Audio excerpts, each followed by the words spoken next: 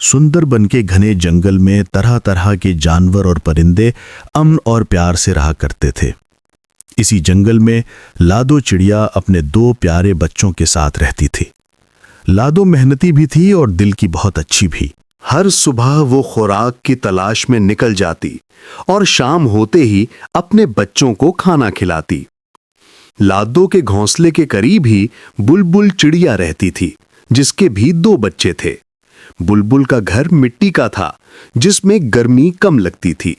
एक दिन बुलबुल अपने बच्चों से बोली, चलो बच्चों, नहाने का वक्त हो गया। बच्चे मुंह फुलाकर बोले, नहीं मम्मी, हमें नहीं नहाना, हम तो घर से बाहर भी नहीं जाते, फिर रोज क्यों नहलाती हो?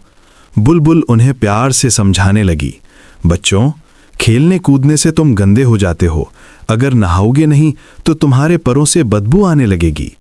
लेकिन फिर भी बच्चे गुस्से में घर के बाहर जा खड़े हुए। उधर जंगल के सारे परिंदे बारी बारी बुलबुल के स्विमिंग तालाब में नहाने आ रहे थे। लादो भी चाहती थी कि वो अपने बच्चों को तालाब में नहलाए, लेकिन बुलबुल बदले में बैर मांग रही थी। बैर का दरख्त बहुत ऊंची पहाड़ी पर था और लादो अपने बच्चों को अकेला छोड़कर इतनी दूर नहीं जाना चाहती थी। आखिरकार लादो ने बच्चों को साथ लिया और साफ सुथरी नदी की तरफ उड़ गई। वापस आते हुए नदी किनारे एक कौवा बोला, लादो बहन, फिक्र न करो, मैं पहाड़ी पर जाकर तुम्हारे लिए बेर ले आऊंगा। लेकिन वो सिर्फ धोखा था। दूसरी तरफ बुरा कौवा लादो के जाते ही उसके बच्चों को घोंसले से बाहर फेंक देता है और दरवाजा बंद कर लेता है। इसी वक्त आसमान पर काली घटाएं छा गईं, तेज हवा और खतरनाक तूफान आने लगा। लादो पहाड़ी की तरफ उड़ रही थी, लेकिन हवा इतनी तेज थी कि वो लड़खड़ाने लगी। इतने में मीनू मासी चिड़िया ने उसे आवाज दी, लादो, फौरन वापस चलो, बहुत बड़ा तूफान आने वाला है। दोनों वापस आ गईं और मीनू मासी ने उसे अपने घोंसले में पनाह दी। लेकिन लादो का दिल सिर्फ एक बात पर अटका हुआ था, मेरे बच्चे, वो कैसे होंगे? इधर बेचारे बच्चे घोंसले से निकाल दिए गए थे। वो बारिश में भीग रहे थे। फिर एक दरख्त के तने से आवाज आई, बच्चों, इधर आओ। वो जल्दी से अंदर चले गए और महफूज हो गए। इधर बुरा कौवा अपने घोंसले में सो रहा था कि अचानक तेज हवा का झोंका उसे पानी में गिरा देता है।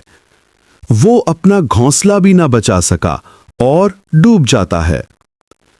बारिश थमी तो लादो दौड़ी दौड़ी अपने घर पहुंची।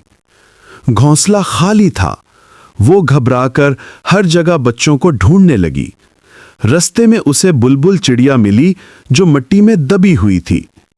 लादो ने फौरन उसे निकाला। बुलबुल रोते हुए बोली, लादो, मुझे माफ कर दो, मैंने तुम्हारे साथ बुरा किया।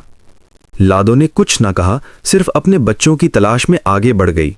कहीं से बच्चों की आवाज आई, मामी, मामी।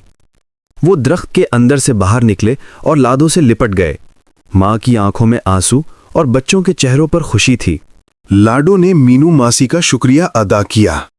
कुछ दिन बाद पूरे जंगल के परिंदों ने मिलकर एक बड़ा खुला गुस्लखाना, ओपन एरिया पूल बनाया, ताकि सब बच्चे रोज साफ पानी में नहा सकें। दोस्तों, आपको कहाँ नहाना पसंद है? स्विमिंग पूल में या नदी में? कमेंट में जरूर बताएं। और कहानी अच्छी लगे तो लाइक, शेयर और सब्सक्राइब करना ना भूलें।